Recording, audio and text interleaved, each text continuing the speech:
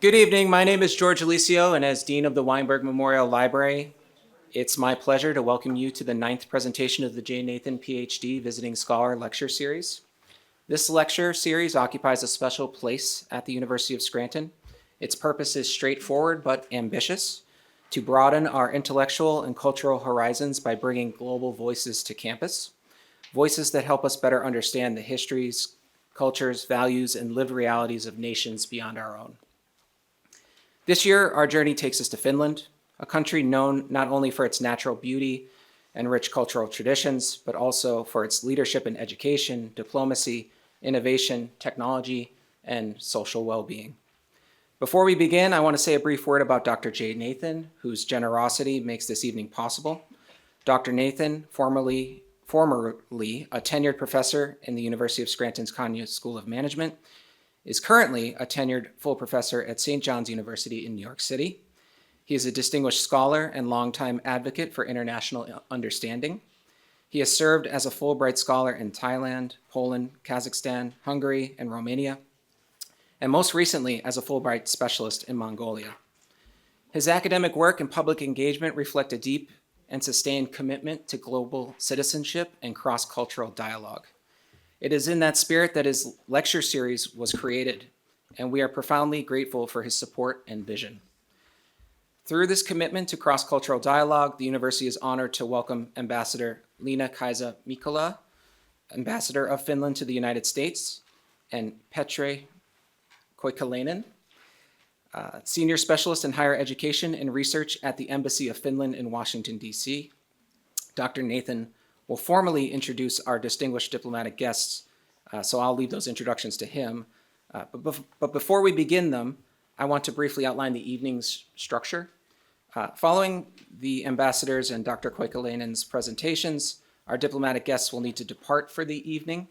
At that point, we'll take a brief 15-minute intermission so the ambassador can meet the community. Due to her tight schedule, she's going to basically need to leave by about 6 p.m. So we kindly ask that any conversations with the ambassador take place in the atrium lobby, where there will be some light refreshments. But if you prefer to remain seated in the auditorium while the musicians prepare and set up, that is perfectly fine as well. After the intermission, I will introduce our musical guests and we will enjoy the performance. Following the performance, you're warmly invited to join us for a full reception with food and refreshments. Also, you'll notice there are some blue gift bags on the table. I'm not going to ask our Finnish guests to open them, but in case you're all wondering, they are gifts that reflect the history of Scranton and the University of Scranton, so the city of Scranton and the university. So to formally begin the evening and to introduce our diplomatic guests, it is now my honor to welcome Dr. J. Nathan. Thank you.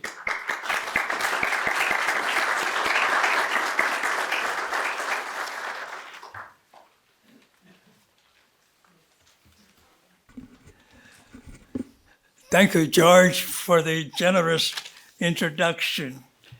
Reverend Joseph Marino, Society of Jesus, Ph.D., President at the University of Scranton, Provost, Deans, faculty, students of the University of Scranton, and at-large community of Northeast Pennsylvania.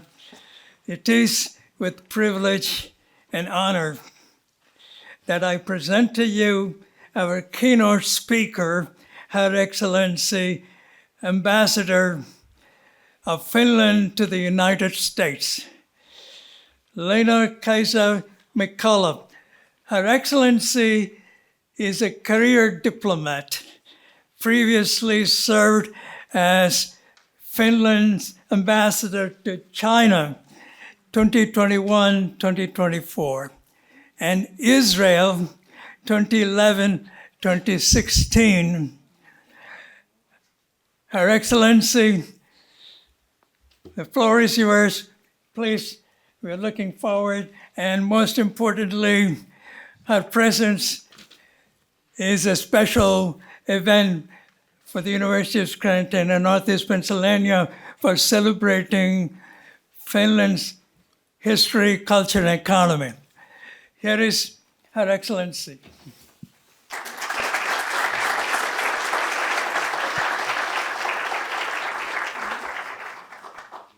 Thank you very much. Me and my colleagues, we are very happy to be here this afternoon here in the University of Scranton and in the Commonwealth of Pennsylvania. I've been now Ambassador of Finland to United States for 17 months. Washington is very lively and very interesting, but I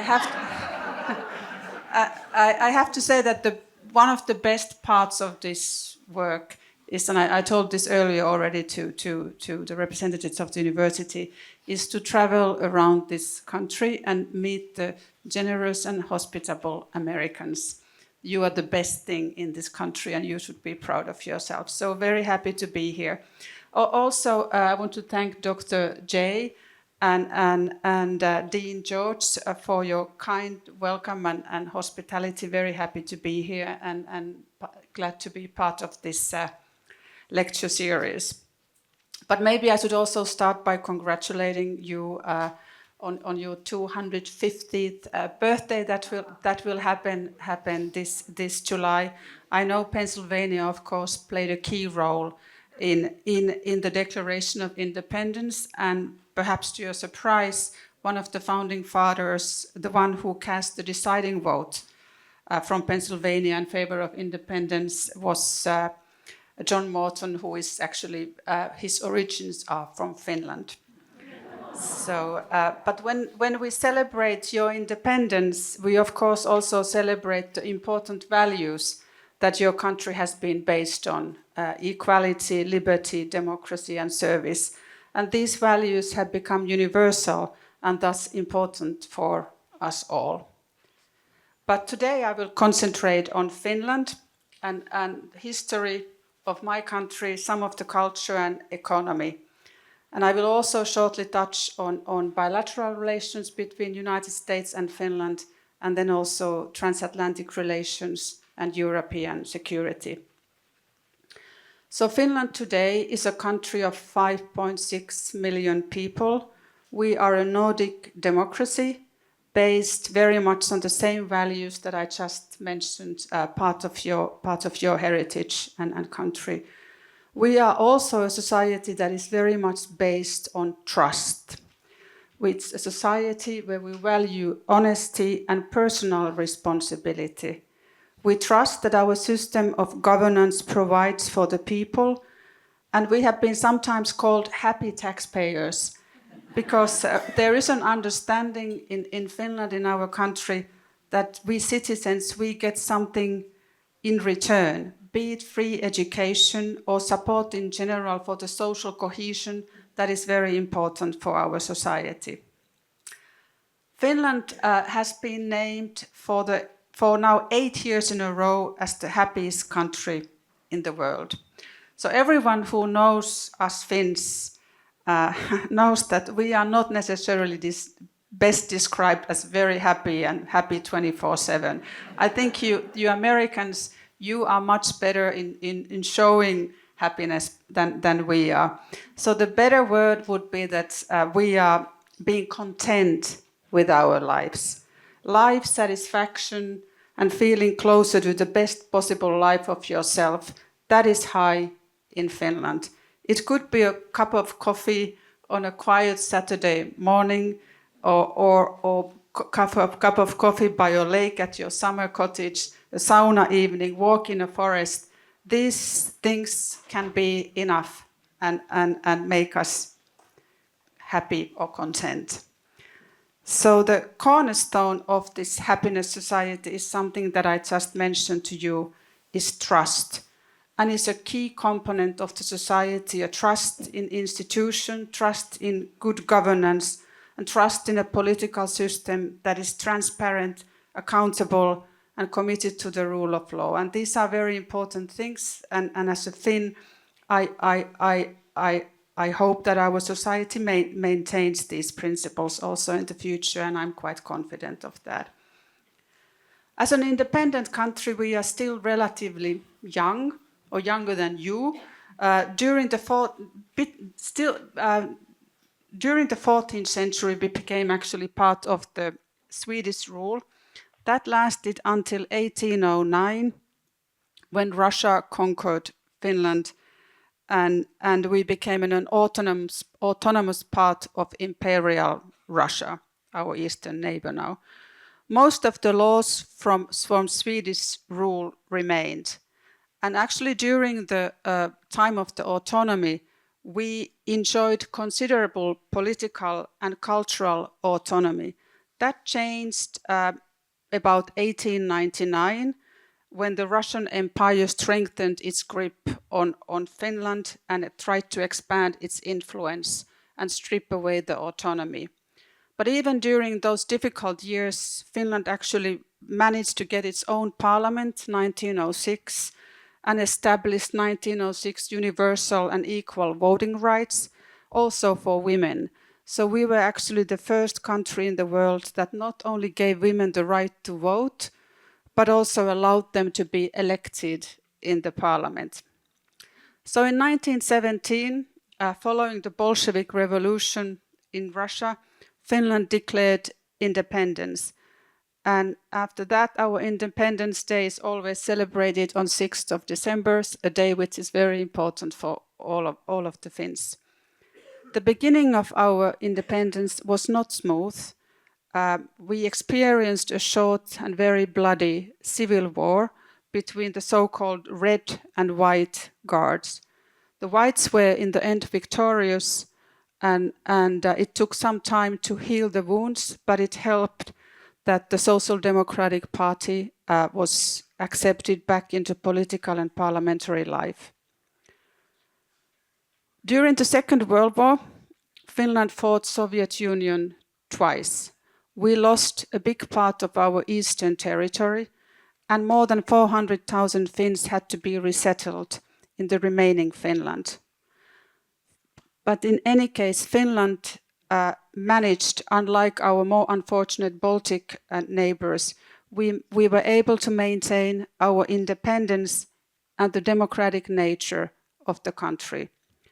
So what the history has taught us is that it's important to invest heavily in security. We have maintained compulsory military service for decades, and we still continue to invest in modern military capabilities. Preparedness and resilience in many ways is an integral part of Finland even today. Being a Western democracy in a somewhat difficult neighborhood, we have always been looking to the West and the possibilities to strengthen whenever possible our ties with our Western neighbors and Europe. So in 1995, we joined the European Union, and after Russia's illegal invasion of Ukraine, we joined NATO spring 2023. The EU membership was decided based on a referendum, the NATO membership not, but however the opinion polls showed dramatic support for NATO membership in the beginning and also today, so more than 80% of Finns are still favorable to our new NATO membership. Something about the economy. We have an export-driven economy, and the well-being of our country is largely based on foreign trade. Our largest export sector is the technology industry, which accounts for approximately 50% of our goods and services export. We have produced many leading companies, technology companies, including Nokia, still Finnish, Kone and Oura, and so on. At the same time, we are the most forested country in Europe, with over 75% of our land covered by trees.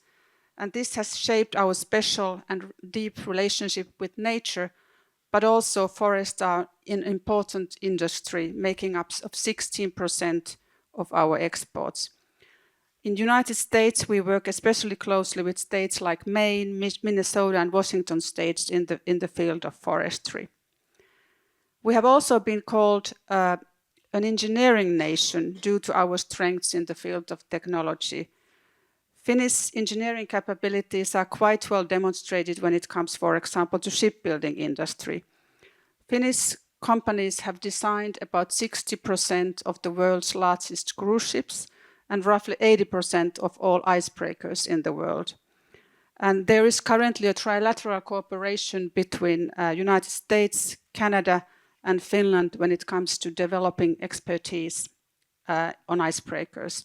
United States is about to order or has already ordered 4 icebreakers from Finland, and 7 will be built in United States with help of the Finnish expertise. We also have expertise today in critical and emerging technologies like AI and 6G, and we are world leader in quantum technology. The Greater Helsinki area was recently ranked 2nd in the world quantum cluster behind the UK's Cambridge. And so it shows that with targeted and focused investments, even smaller economies can have a competitive edge and gain visibility in these important fields of technology. So I mentioned that we have an export-driven economy. For us, open and rules-based trade means that the trade system is predictable and companies and businesses know how to plan for the future and for their cooperation abroad.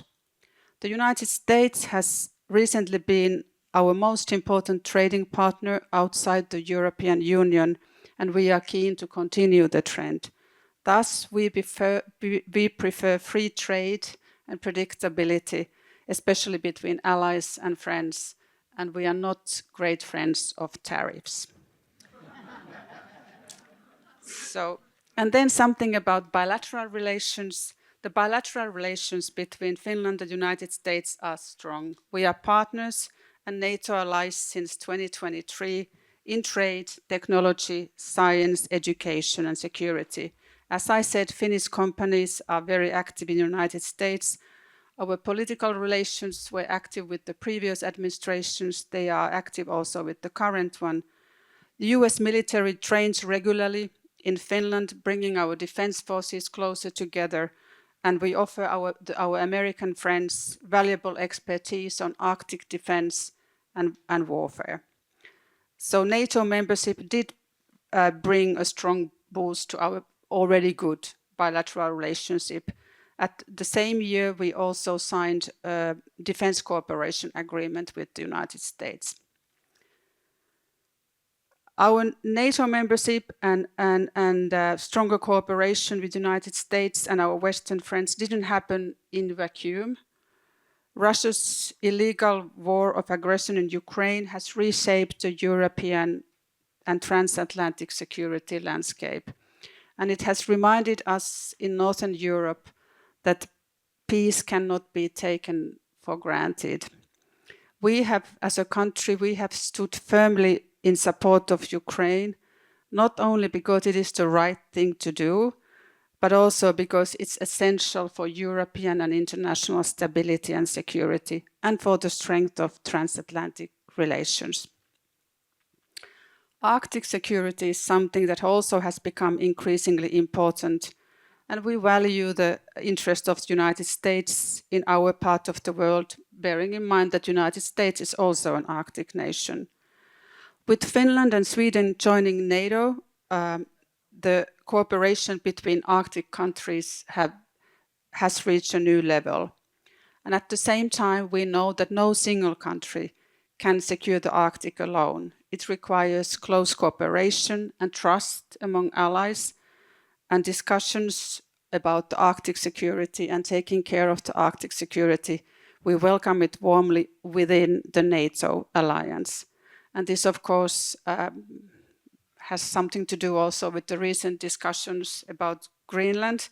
So the Finnish position, I just want to add it, is that we support the Kingdom of Denmark and Greenland when it comes to their rights of sovereignty and self-determination. And decisions for the future of Greenland, they are to be made by Denmark and Greenland. But as I said, cooperation in the field of Arctic security is very important, and that can be well done within the NATO alliance. So Finland, Nordic and European countries, multilateralism and rules-based international order, they are very important. The role of the United States as a leader of this order has been of utmost importance during the last decades. The world has not been perfect, But we in Finland and in Nordic countries and Europe, we see that these shared rules have brought predictability and protection. And they have also, these shared rules have been the cornerstone of the transatlantic partnership during the last decades. So we very much hope that these shared rules, shared interest, and shared values will continue to guide the transatlantic relationship in the future. Thank you very much. Great to be here.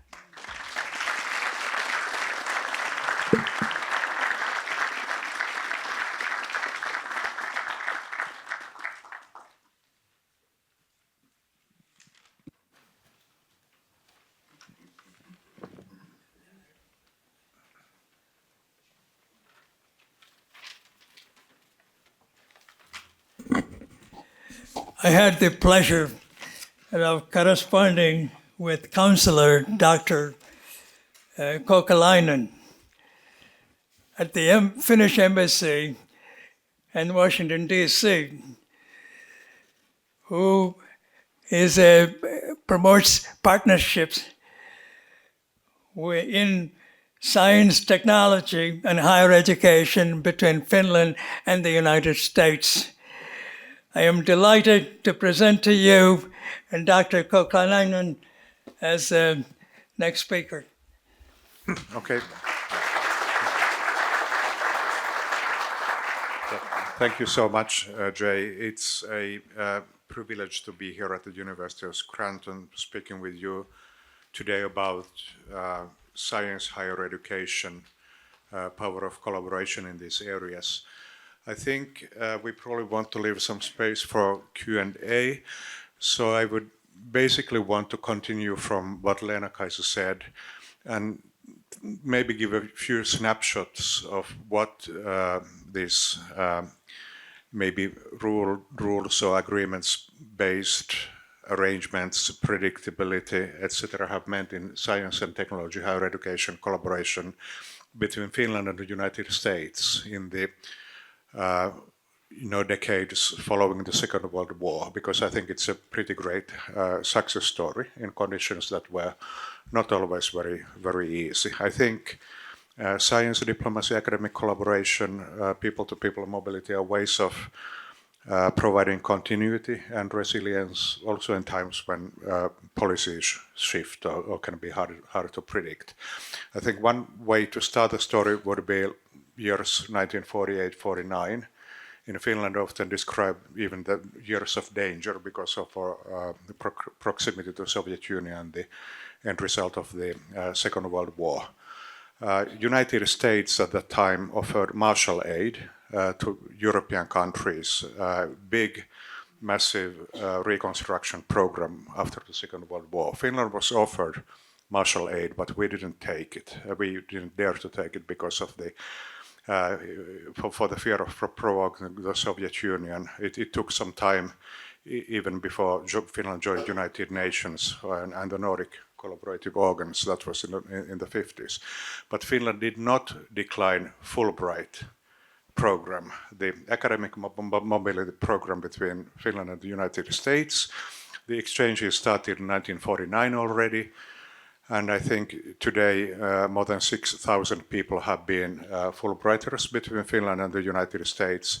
And in those years of Cold War, when Finland was still looking for its position between the then Eastern and Western blocs, it was a way how we could be very closely connected with the United States, where the balance of power in science had shifted from Europe to the United States following the Second World War.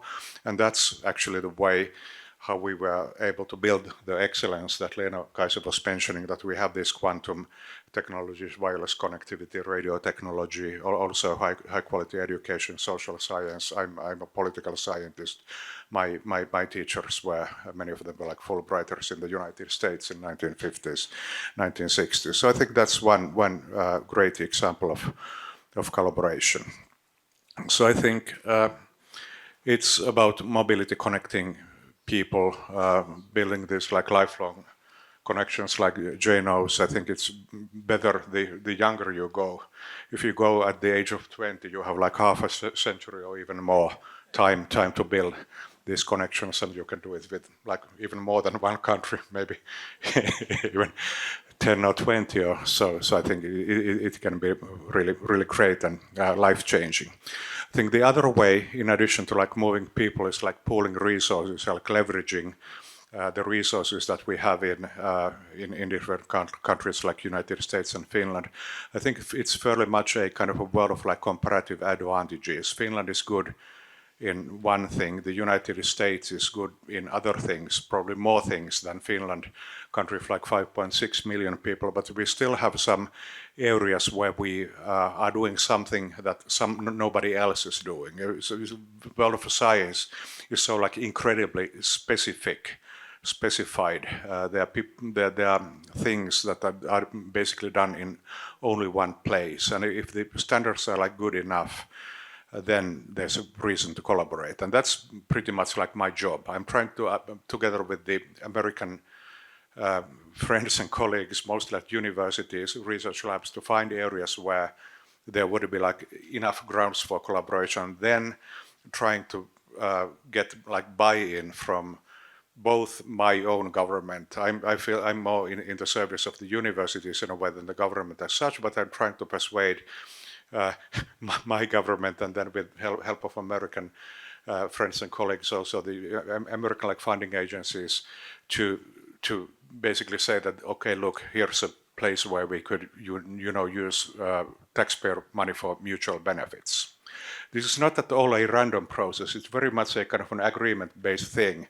It's based on science and technology agreements that Finland has with the United States since 1985. I think the current version of the treaty is 1995, when Finland joined the European Union. We are meeting every 3 years to identify on like governmental level the areas of collaboration that should be like developed kind of as a priority. Currently they include wireless communications like 5G, 6G, everything that you need to use data in mobile environments, whether it be autonomous vehicles or drones or industrial hospital environments, med tech applications, etc. So wireless communication is one thing. Nokia legacy is still very, very strong in Finland. Number two area is quantum technologies. Finland is very strong in quantum computing, also the combinations of quantum and high-performance computing, and we can help American colleagues by giving access to Finnish high-performance computing. I know that the US has even bigger, more powerful computers, but the practical logistics often means that access is easier to get from Finland, and that's one of the attractions that we can provide in return for our researchers to get access to the many great things that the US universities and labs can offer us. So it's clearly a win-win situation. The third priority area is biotechnology. In addition to them, we have significant collaboration in space technology, satellites, etc. We also have a lot of common ground in climate and atmospheric science that we also continue to collaborate with, even if the federal funding for that is not as strong as it was some time ago.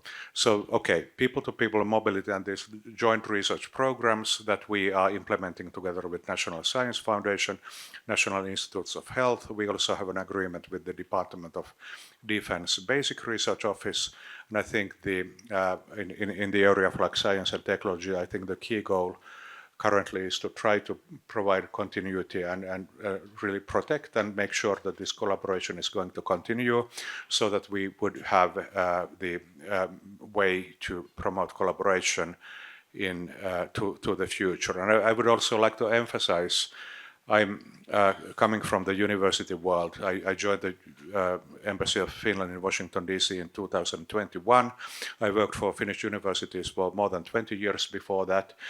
So the collaborations that I'm trying to help get created now is between universities between researchers, even it's like government funded, but I think it's still quite much a people to people, even kind of like civil society type of thing, and that's something that we would like to encourage.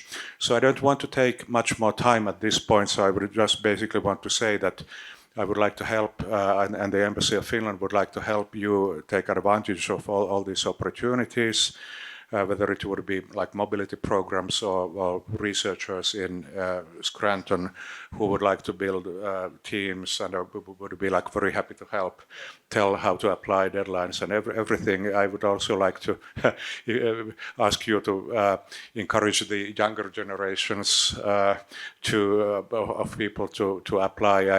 I have a couple of decades maybe playing time, but there are people who are younger who have still literally like half a century or more ahead of them in this world. So we would be like happy to be in your disposal and give you any additional information. So thank you.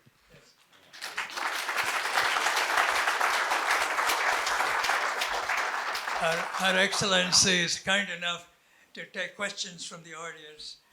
So please, the mic is coming near you, and it will be a great privilege for all of us and have answers to questions from Her Excellency. Your Excellency, thank you very much. In the couple of years that followed the fall of the Berlin Wall and the demise of the Soviet Union, what was your strongest sort of emotional experience that you had, and did it have an impact on sort of the career you've set out for yourself?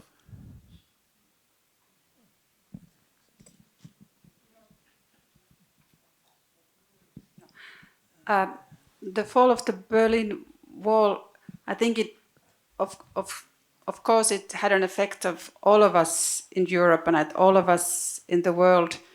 But I would like to think that Finland's place in the West was already quite strong those days. So if I think about the recent history, what has been, and not in a good way, the deepest memory or something that has shaken me, and I'm sure all the Finns, is actually 24th of February 2022, when Russia invaded Ukraine, because that broke something, I think, at least for us Finns, that we thought would be not thinkable anymore in today's Europe. So not that we trusted our eastern neighbor very deeply, but still to attack and invade a sovereign,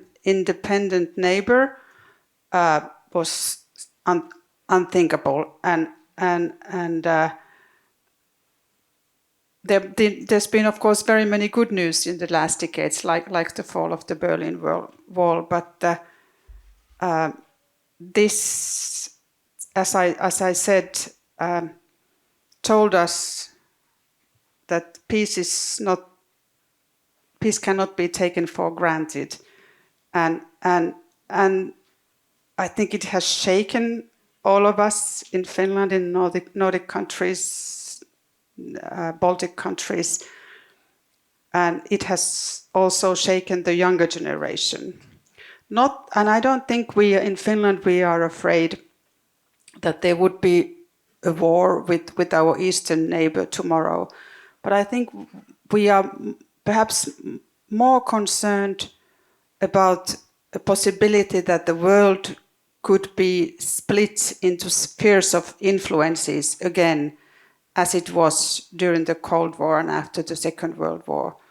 And I think this is the world that I don't think we in Finland, we in Europe do not want to go back. We want to have our sovereign democratic nations to continue and prosper, and not to accept this kind of might is right policy.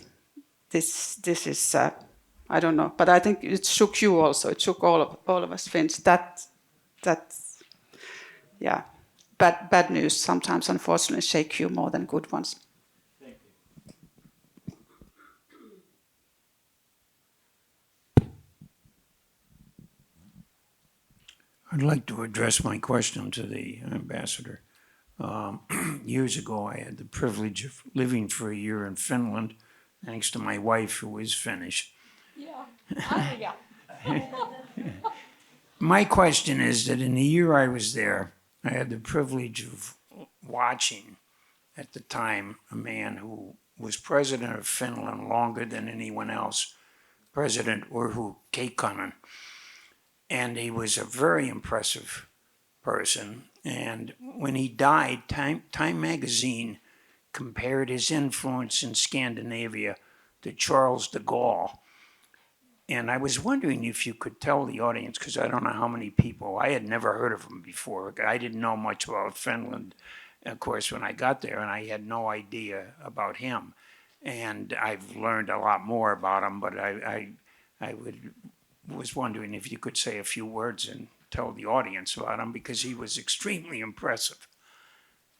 Thank you. As a Finn and as a civil servant, I've been happy with all the presidents that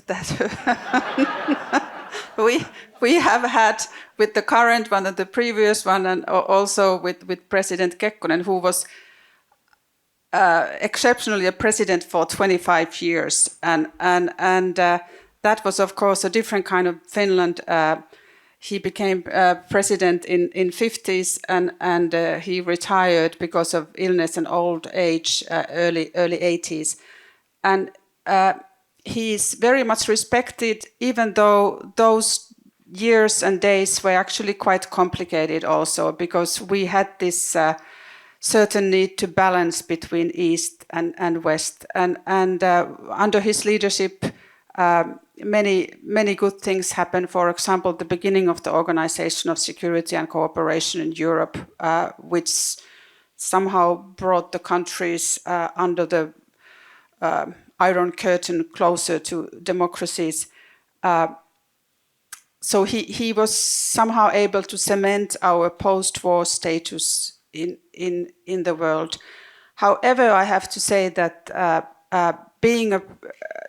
after him, the constitution was changed so that nobody could continue longer than 2 terms as a president. So it's 6 plus 6 years now, and there is a lot to credit him. But I still think for Finnish democracy, it's better that the terms are fixed, 6 plus 6, and not 25.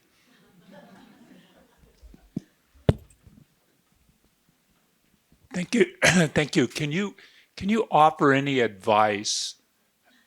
Can you offer any advice on attempts to negotiate agreements with the government of Russia?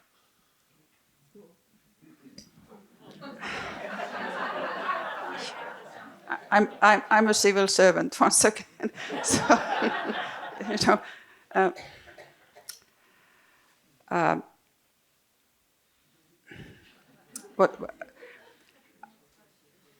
what I have to follow what our leaders say, and I surely believe they are right in this. One has to be very, very tough with Russian leadership, and also perhaps try to understand the motives of the aggression vis-à-vis Ukraine.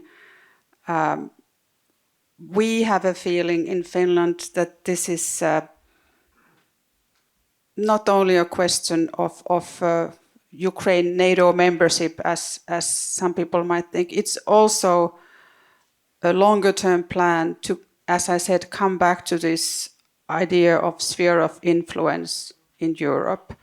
So be tough and understand the motives of the party with whom you negotiate, and perhaps also in general show respect to Ukraine and Ukrainians when you settle the terms of the peace, because Ukraine and Ukrainians have been ready and they have died for the democracy and sovereignty during the last, how many years it has taken place? for. So to whatever peace deal is made between Ukraine and Russia, to show respect and dignity to these sacrifices that the Ukrainians have been forced to make. So if that is possible with the Russian leadership, I'm not sure.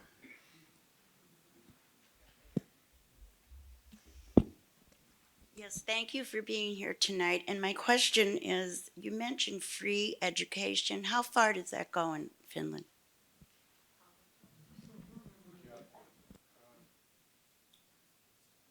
It goes to the college, university level. I think up to high school, it's not very different from US, where I think a large majority of kids go to public schools. We have the kindergartens are not free, but they are subsidized so much that I think the average, I don't know, somebody else might know better in this room, but I think the average price that you pay for kindergarten, like 1 year report, is something like maybe €200, $200 a month, whereas in the United States or other countries it could be much longer. I think the point of social policy has been to make both parents able to work, so that no parents or grandparents need to stay at home. So early childhood education is affordable. Elementary school, secondary school, high school free, university is free for European Union and Finnish European Union, European Economic Area, including Norway, Switzerland, I think UK soon. They don't have to pay for tuition. For outside of this European Economic Zone, the tuition fees in universities would be in the range of like 15,000 to 20,000 a year for example, US students. Yeah.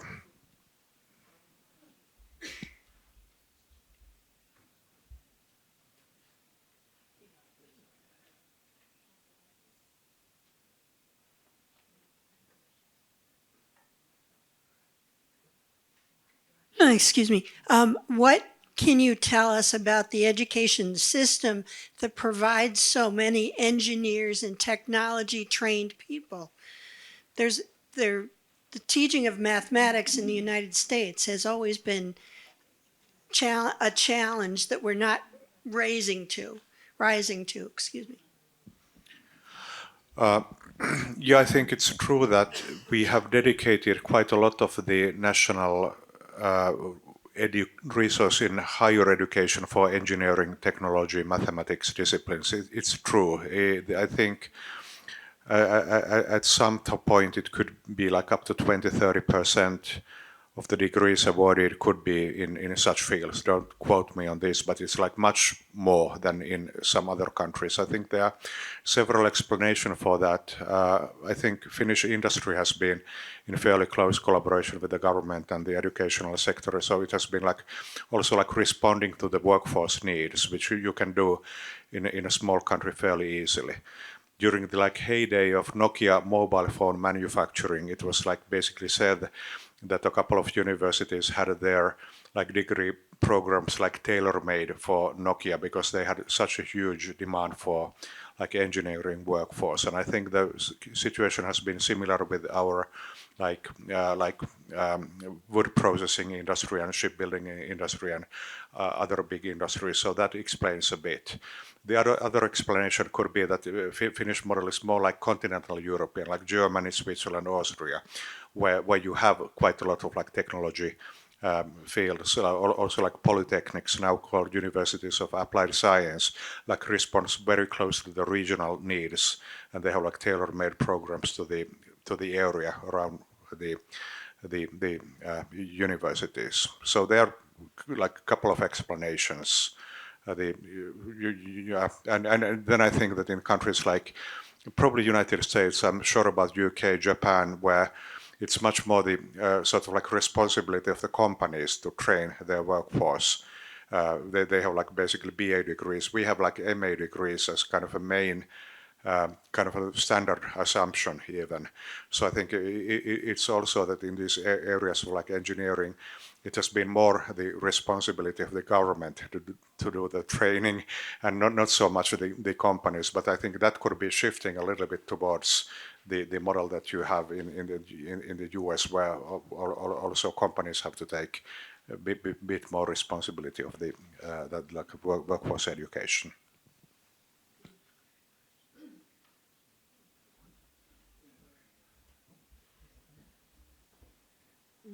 We have time for 2 more questions, please. Hello, thank you for all of you being here today. So one thing about me is I had the honor of being a part of the Fulbright U.S. student program in Finland, and knowing that Fulbright's mission is spreading cultural understanding through scientific diplomacy. Given that we are in a world of rising tensions, how has Finland shifted its scientific diplomatic approach?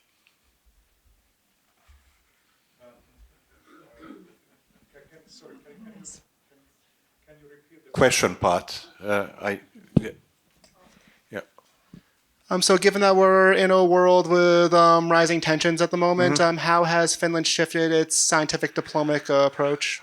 Scientific diplomatic approach. I think one thing that is like fairly prominent is the increasing emphasis on research security. I think that's something that's like very widely shared in between United States, like-minded countries. I think there's a fairly large consensus that we have to be like more careful about like intellectual property and some like technologies if we want to be serious about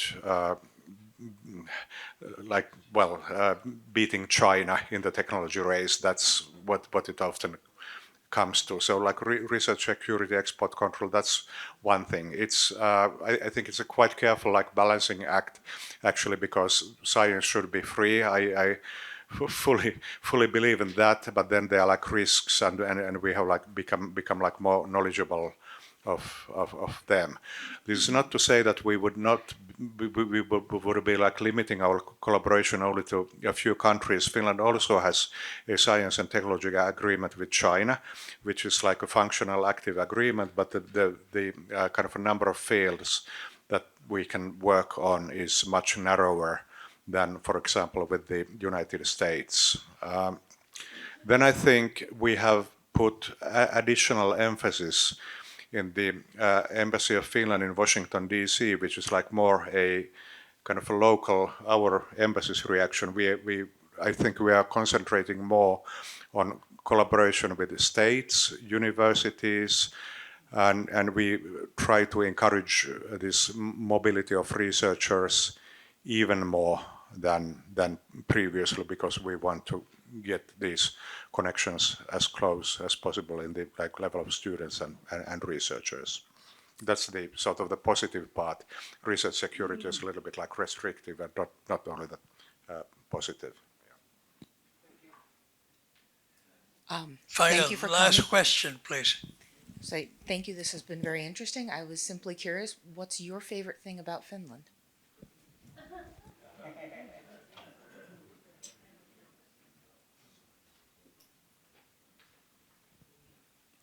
I just feel content at home. Yeah, I think I'm thinking about summertime, cottage, sauna, lake, something like that.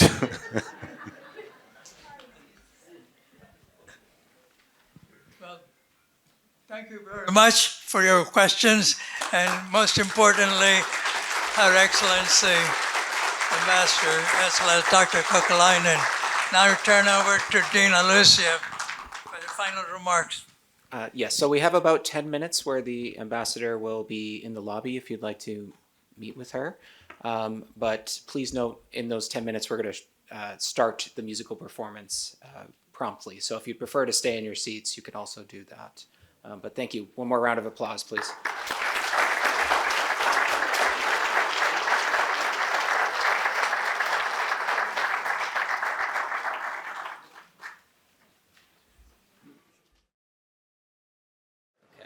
So thank you for your patience during the intermission and allowing us time to transition from diplomacy to now music. We now turn to the musical portion of tonight's program, which offers another way of encountering Finland through its artistry, creativity, and expressive traditions. It's my pleasure to introduce our guest musicians. Josefin Silen, born and raised in Espoo, just outside Helsinki, discovered her love for music at an early age and began singing almost before she could speak. After early success in children's choirs and theater, she signed with Helsinki Records as a teenager and went on to study musical theater in Gothenburg and London. Her acclaimed performances include leading roles in Mary Poppins at Svenska Theater, The Hunchback of Notre Dame at Tampere City Theater, and Love Never Dies at the Finnish National Opera and Ballet. She is joined by Markus Kaitila, born in Helsinki, who began playing the piano at the age of 6 and quickly found his way onto concert stages across Europe and the United States. After early competition successes in Finland and Germany, he continued his studies in Essen, New York, and at NYU Steinhardt, earning advanced degrees in piano performance and pedagogy. He has appeared as a soloist with orchestras including the New Amsterdam Symphony Orchestra and One World Symphony, and has performed in venues such as Carnegie Hall, Merkin Hall, and Salzburg Wiener Saal. Together, they bring exceptional talent and a shared musical sensibility that we are fortunate to experience this evening. Please join me in welcoming Josefin Silen and Markus Kaitila.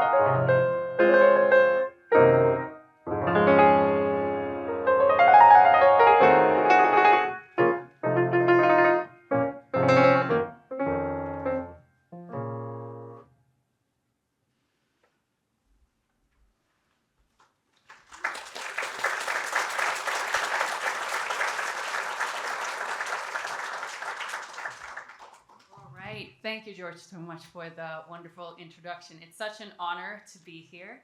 My name is Josefin Silen, and this is Markus Kaitila.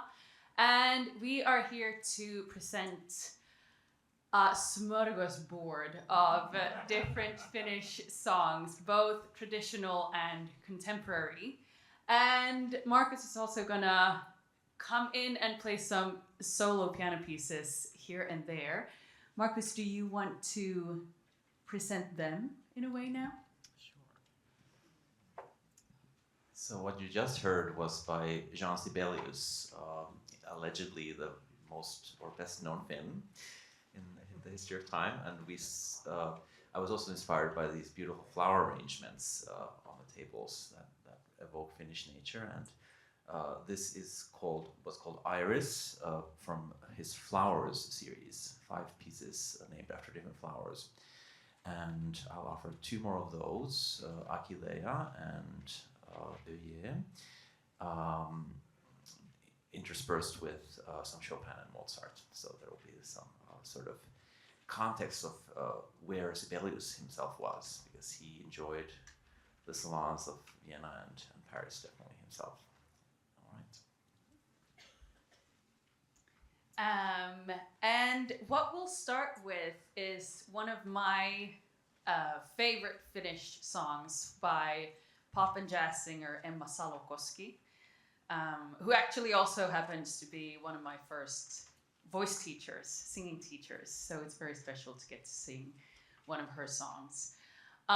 It's called Veden alla, so underneath the surface. And I actually had lyrics or translations of the lyrics printed out.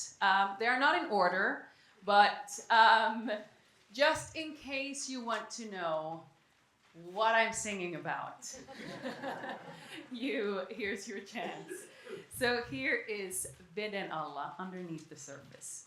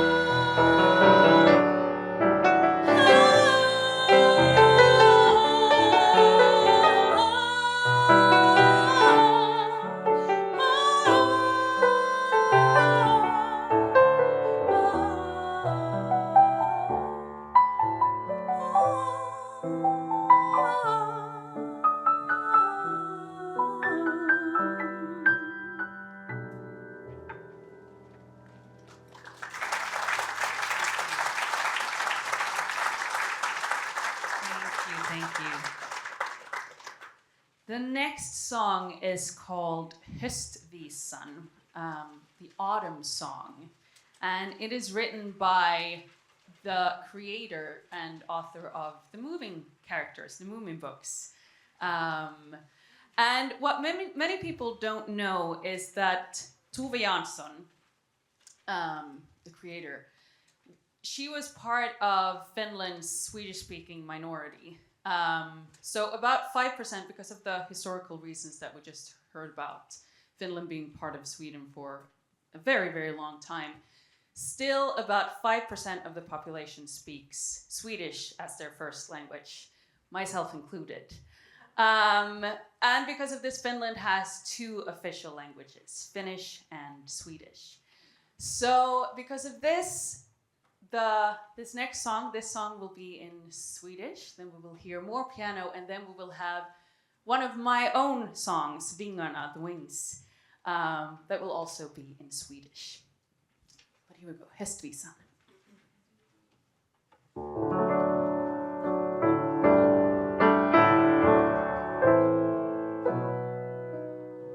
Vägen hem var mycket lång och ingen har jag mött.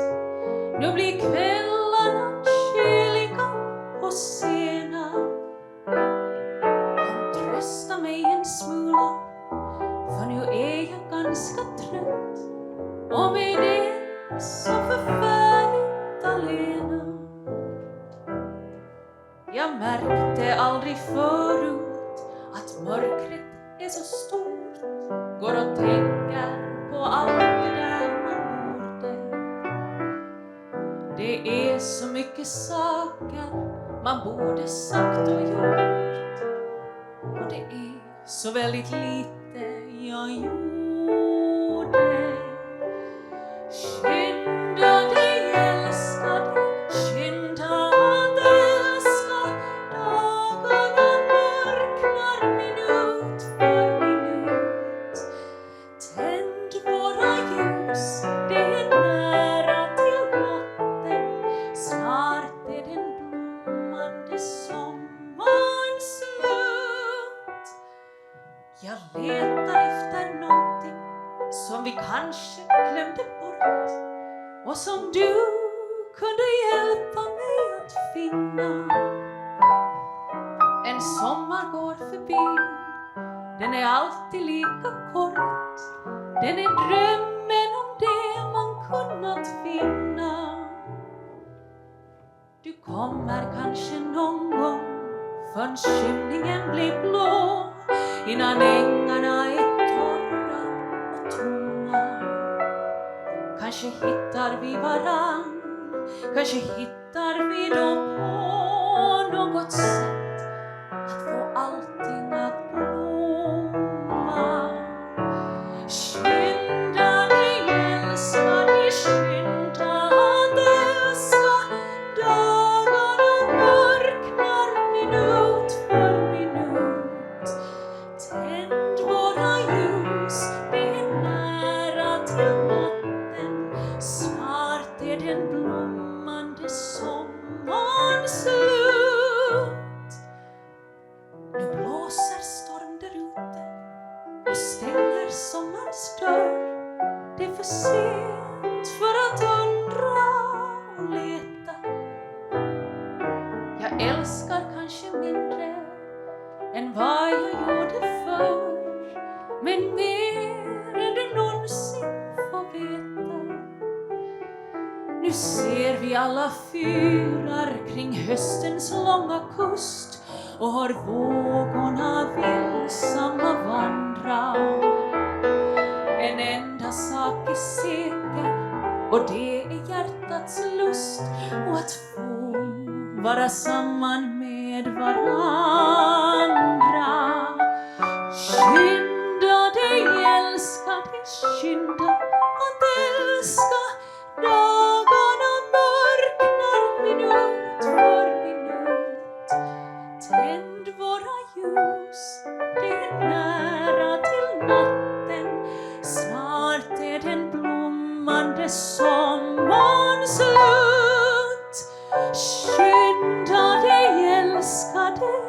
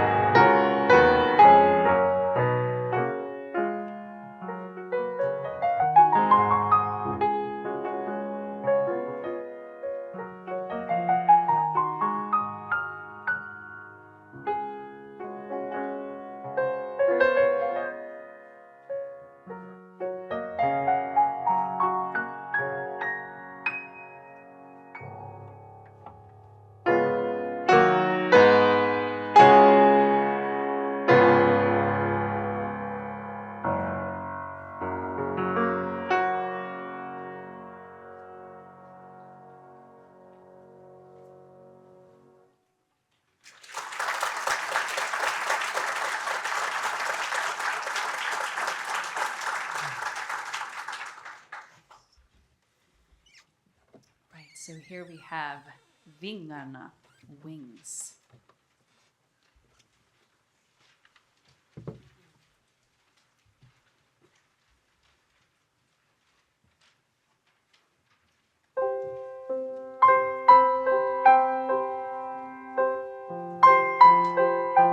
När du hör vågorna vid bryggan, när du stämmer din gitarr, kommer minnena tillbaka från den tiden som var vår.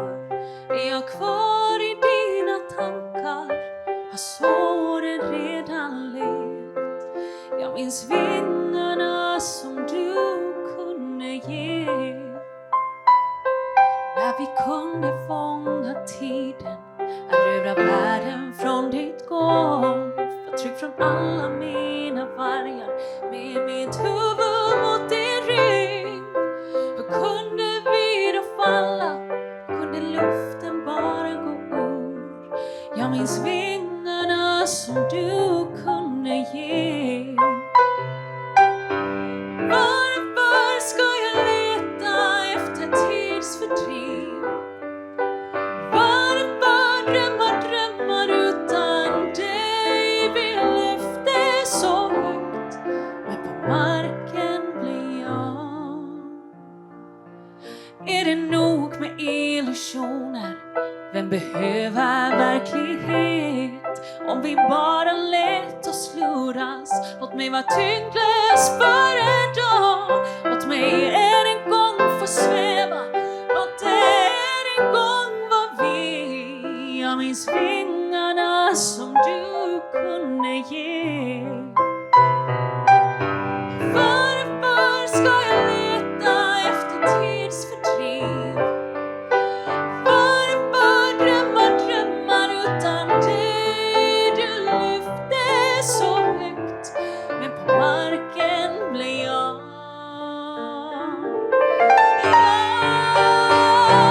Jag vill vara fri, men sitta fast i minnet av det som var vi.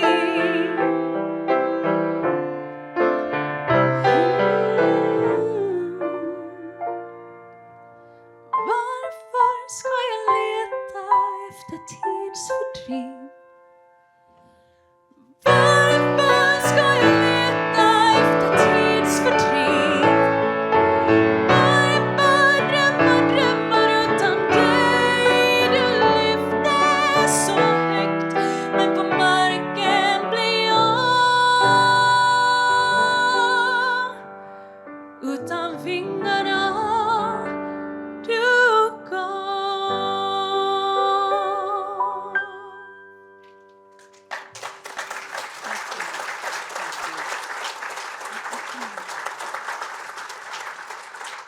So, because of my American husband, I know very, very well that you Americans have the Super Bowl. Whereas we Europeans, we have the Eurovision Song Contest. Woohoo! It is actually the largest live TV music event in the world. And it is almost impossible to describe what exactly it is, because you can go from one performance that is just what just happened to an intimate acoustic ballad. I think Markus can agree. It's a whole thing.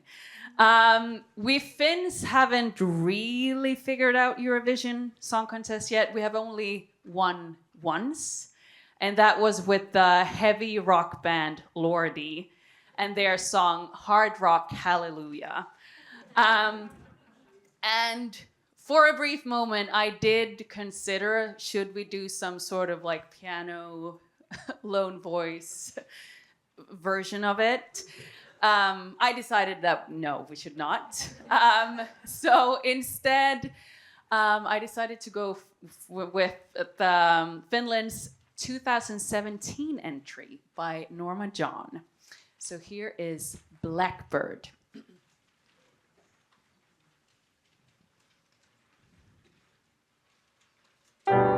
Blackbird, blackbird, don't sing to me. Don't sing below my window. Fly somewhere else, don't bother me. Don't sing below my window. You sang when he was in my bed. You sang when my heart sang. Now you remind me of something I'll never have. So, blackbird, don't sing. Blackbird, don't sing.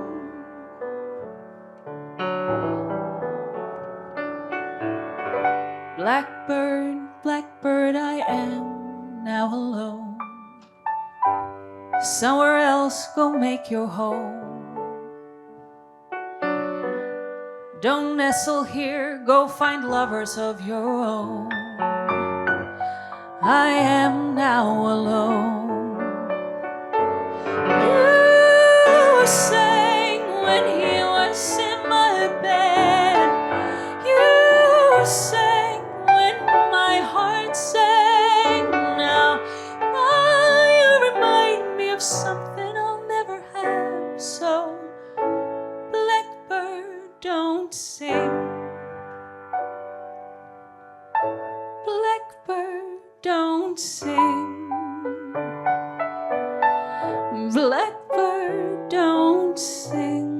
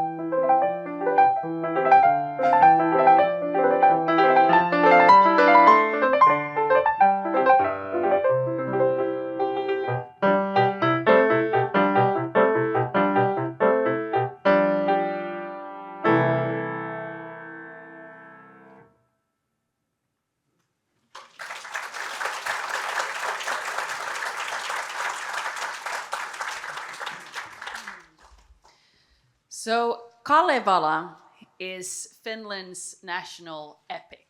It's a collection of ancient myths and poems that really has, it helped us shape our culture and our sense of who we are.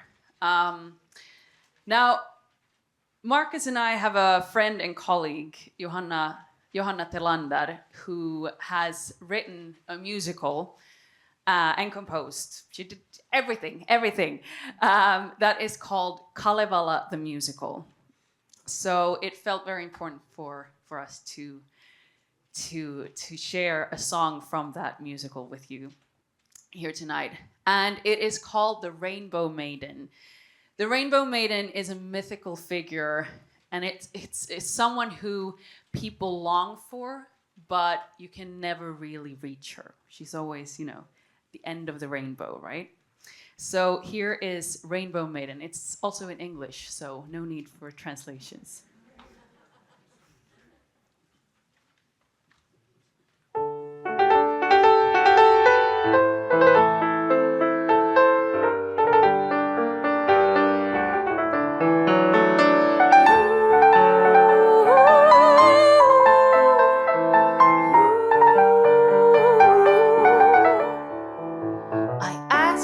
Songbird during twilight in the meadows, what's the key to your melody? Could I be happy as someone's wife?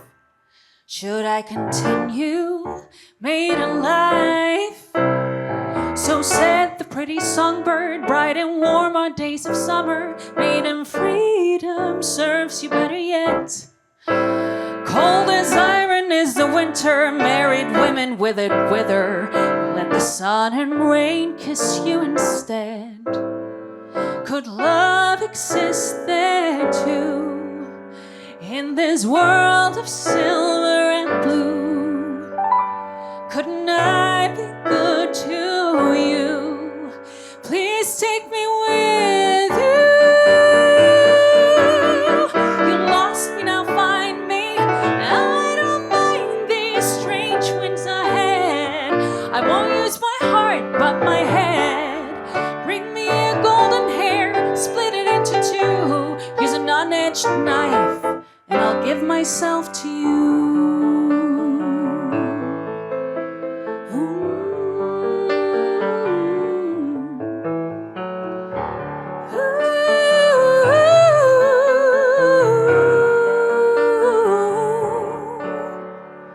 Sitting on a rainbow, weaving webs of wondrous beauty, I have found a lovely life to lead. Go ahead, persuade me to lift my veil.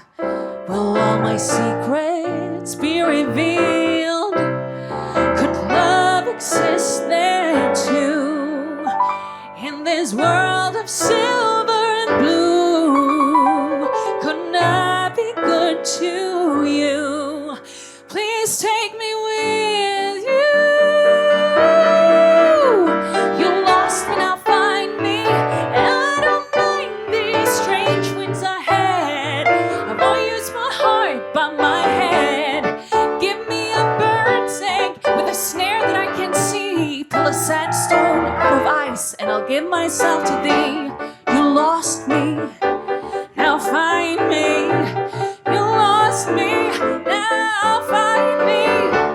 You lost me, but you'll find me at the rainbow's end.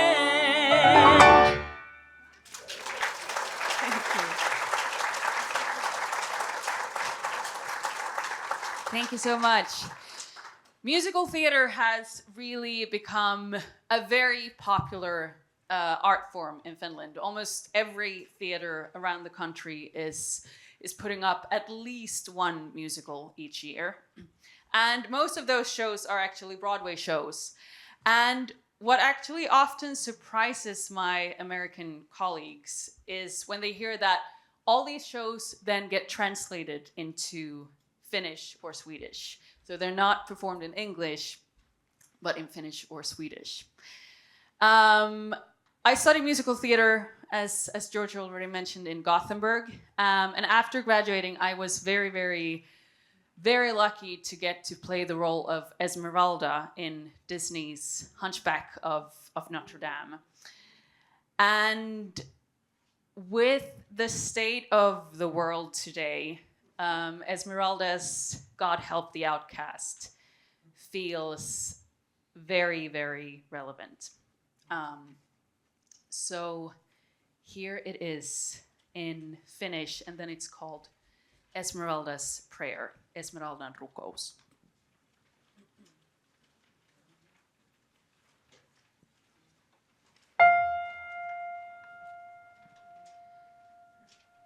Mahdatkohan mua kuulla, tai totta ootkokaan? Loukkaako näin mustalainen rukouksillaan? Hylkiönä teinkö väärin, kun suuni aukaisin? Tosin ehkä olet kerran hylkiö sä itsekin.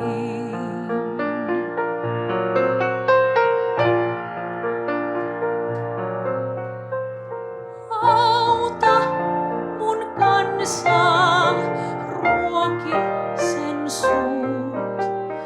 Kiedo sun armoon, kun hyljeksi muut.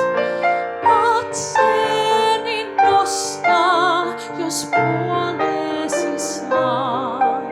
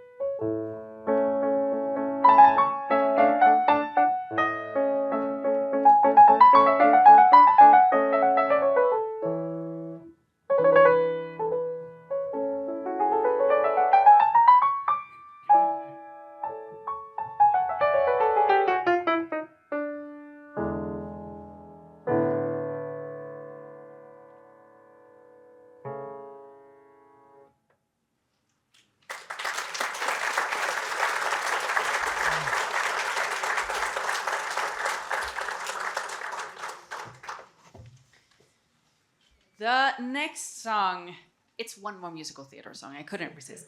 The next one is from a Finnish musical called Momentum 1900. The show is set at the turn of the century when Finland was still under Russian rule, but sort of moving towards independence.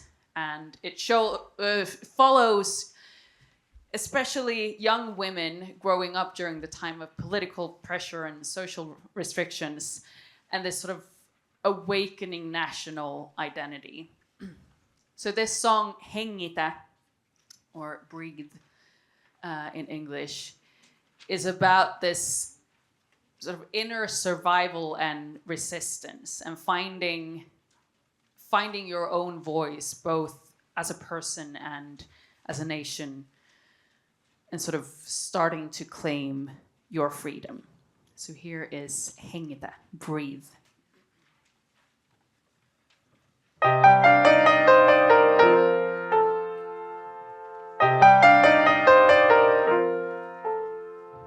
Unen puuta pimeässä, pikkukirvet kilkuttaa, äiti yskii, tyttö herää. Tunnit verkkaan nilkuttaa.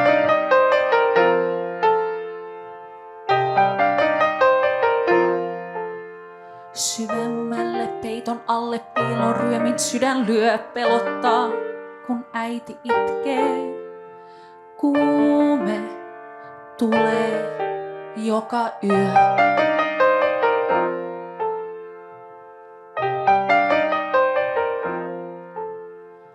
Aamu tullen säpsähden, kun henki loppuu pyörättää. Märkä tyyny päätä painaa, minä toivon, että kerran voisin, saisin pelkäämättä hengittää.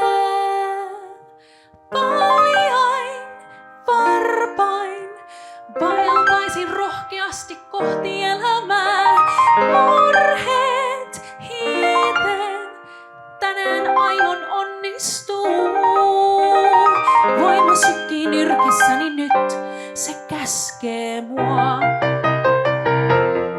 Hengitä, hengitä. Vuodet vierii koulupenkkiin, orpotyttö istahtaa taululiidun kuivaan tuoksuun. Suuret haaveet katoaa. Kartakeppi pöytään iskee, niskavillat karhitaan, poikaparat kirjaan kaatuu. Tytöt oppii niiaamaan. Kaulus kuristi ja korsetista jäljet jäi. Suuri maailma kutsui luokseen. Minä toivon, että kerran voisin, saisin, uskaltaisin hengittää.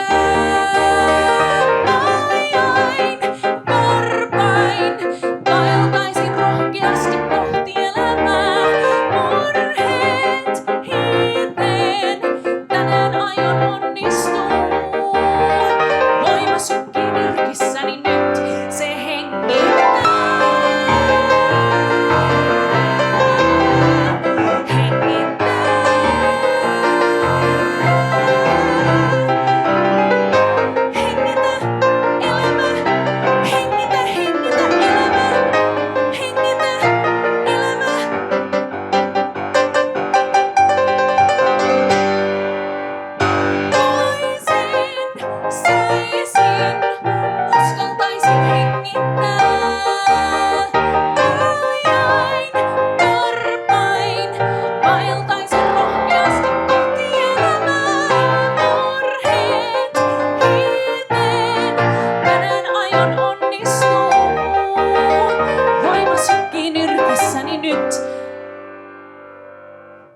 Se käskee mua.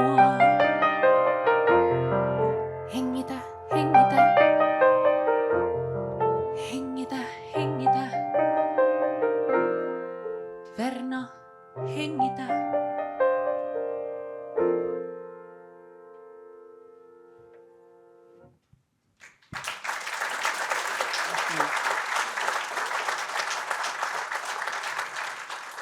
you.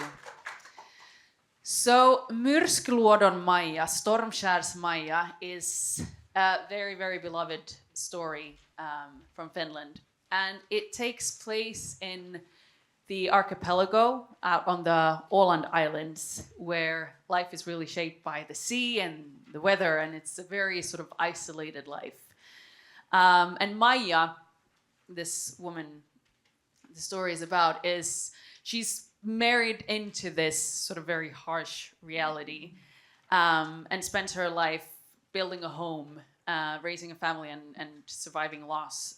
And sort of, I feel like she personifies the sort of Finnish strength that is maybe not heroic in that sense, but it's sort of practical and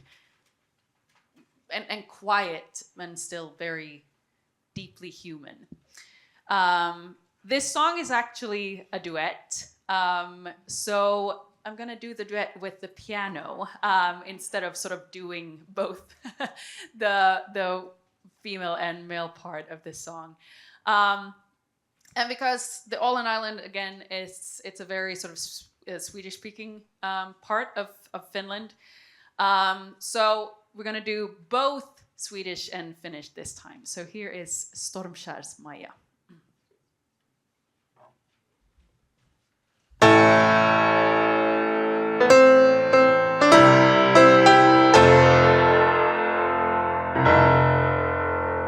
Vad behöver vi ord för när vi har varann vid samma bord, varandras steg, trygga och förtrogna, den nära värman av din rygg i sängens hamn. Mer än ord är en blick, den kan säga mig allt. Vad behöver vi ord för?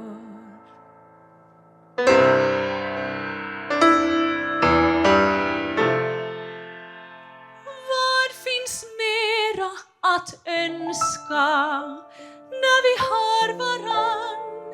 Din hand emot min kind, din hand i min, ljuset i din ruta och ljudet av din sång som vinden bär mot land. Där är allt jag begär, där är allt jag vill ha. Vad finns mera att önska?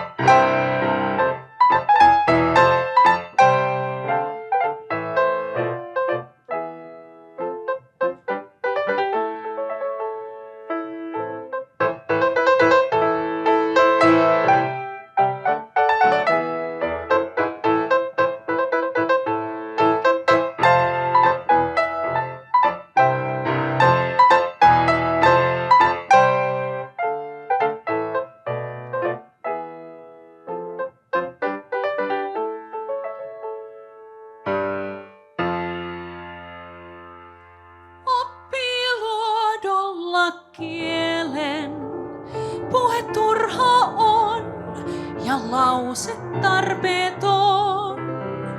Mies aavistaa liikkeet herkän mielen, kun nousee aamu, joka miehen matkaan saa. Katse saattamaan jää. Vielä tyyni on sää. Vielä tyyni on sää.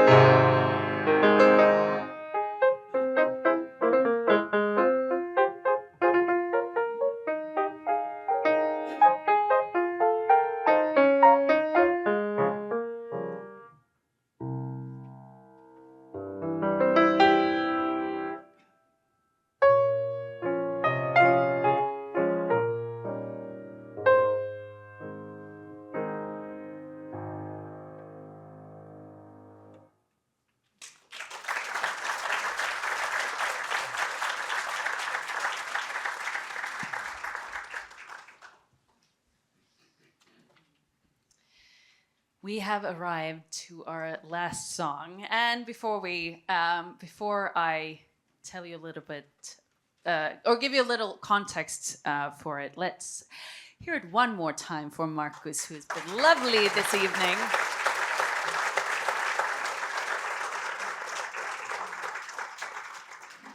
The last song takes its name from a novel that sort of helped Finns understand almost their own history, not through heroes, but again, through this sort of like people's everyday lives. And the North Star became sort of this like symbol for steadiness, something that remains even though everything else changes around it, which again feels very relevant today. So the version you'll hear tonight is a modern setting by Antti Laaksonen. So we're sort of getting a more contemporary perspective on it. But here is the song Täällä pohjan tähden alla, Underneath the Northern Star.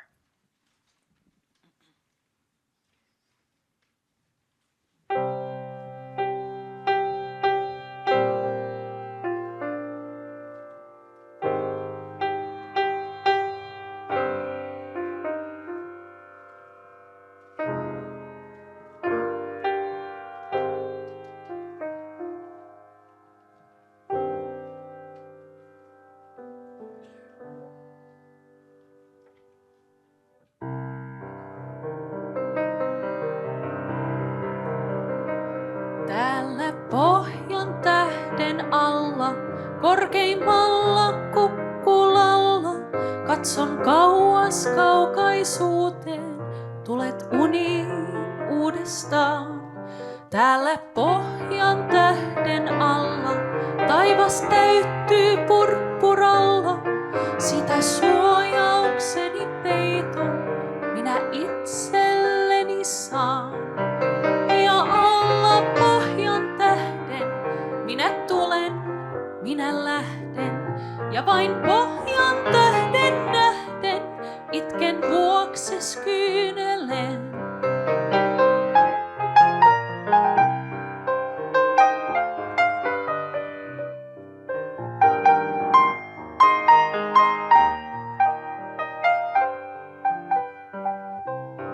Täällä pohjan tähden alla murheita on laulajalla. Täällä kuu kumottava on myös alakuloinen. Täällä pohjan tähden alla hiipii sielun astihalla ja tunteet tappamalla rikki repii sydämen. Ja alla pohjan tähden minä tulen, minä lähden, ja vain pohjan tähden nähden itken vuokses kyynelen.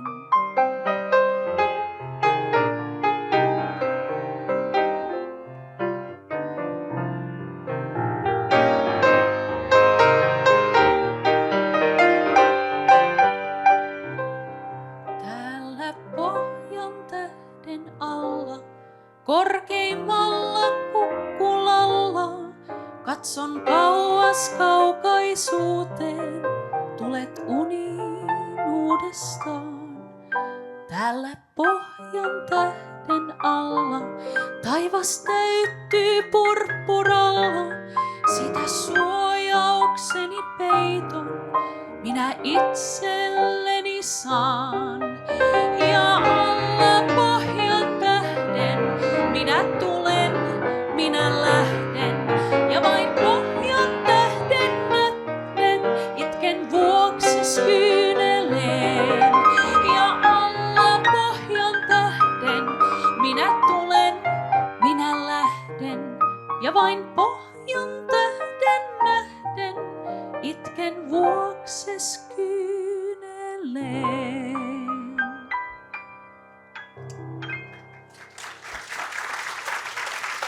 Thank you so much.